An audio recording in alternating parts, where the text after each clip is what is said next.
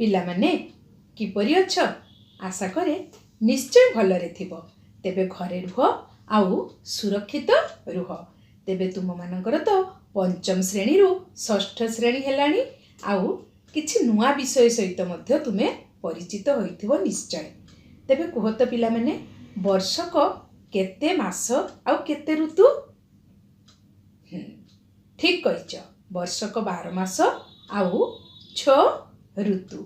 आउ जानिच पिला माने से ऋतु मानक मध्यरु सबुठु श्रेष्ठ आउ सार होची वर्षा ऋतु। कारण वर्षा ऋतु न आसिले जीव जगत बंची पारिबो नाही। तेबे आज आमे जे विषयटी पढ़िबा सेई विषयटी हेची आम साहित्य। मु जाने तुम मानकु साहित्य पढ़िबा को बहुत भल लागे, काहेकि ना साहित्य बही रे अनेक प्रकारर गप, शिक्षणीय गप रहिछि, नाटक रहिछि, आउ गीत मध्य रहिछि, सुंदर सुंदर कविता रहिछि नुहे कि।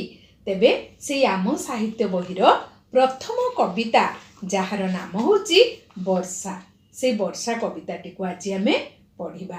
तेबे जानिच पिला माने एई वर्षा कविताटी को लेखिचंती आमर अतिबड़ी जगन्नाथ दास। तेबे एई कविताटी पढ़िबा पूर्वरु आमे एई कवितार कवि अतिबड़ी जगन्नाथ दासंक विषय रे किछि जानिबा।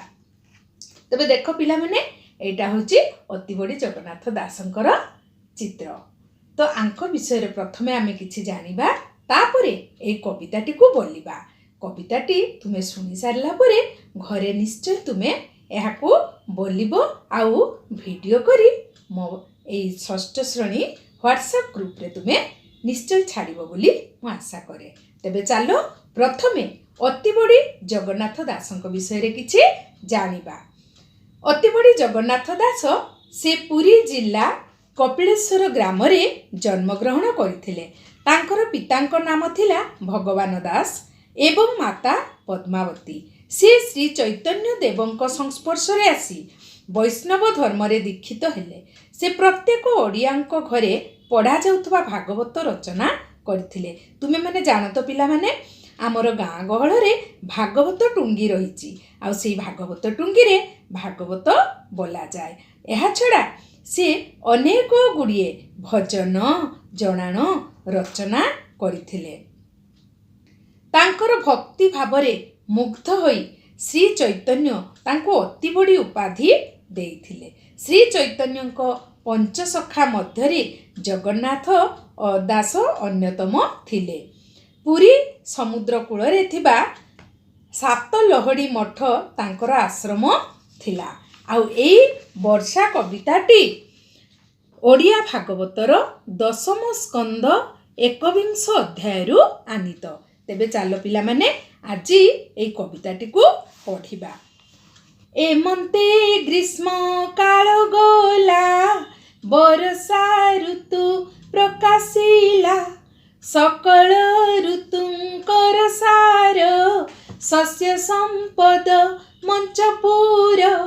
मेघे मिलिले शून्य पथे बिजुली शबद संगते।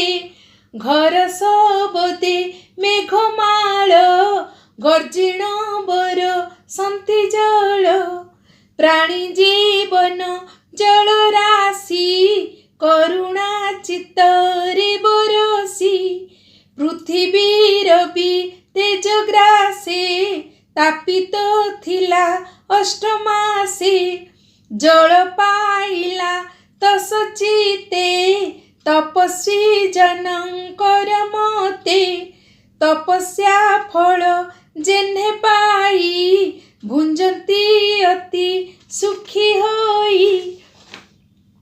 खाद्य तो कीट निशा मुखे जगत आवरिले सुखे। मंडुके मेघ नाद शुणी गर्जंती आवरिण पाणी। अल्प नदी पुरीले लहरी मते उछुड़िले। नाना प्रकारे शस्य राशि एणे पूरित मोहि दिशि। छतु जे छत्र प्राय होई राजार प्राय दिशे मोही मयूरे गिरी शिखे थाई नृत्य करती मेघे चाही अतिथि देखी भक्त जने जेसने तस होंती मने। पिलामाने तुमको एई कविताटी किपरि लागिला आशा करे निश्चय भल लागिथिबो। तेबे तुमे निश्चय ए कविताटी को पाठ करिवो आउ यार वीडियो तुमे व्हाट्सएप ग्रुप रे छाड़िबो। तेबे घरे रुह आउ सुरक्षित रुह। रहिले बहुत बहुत धन्यवाद।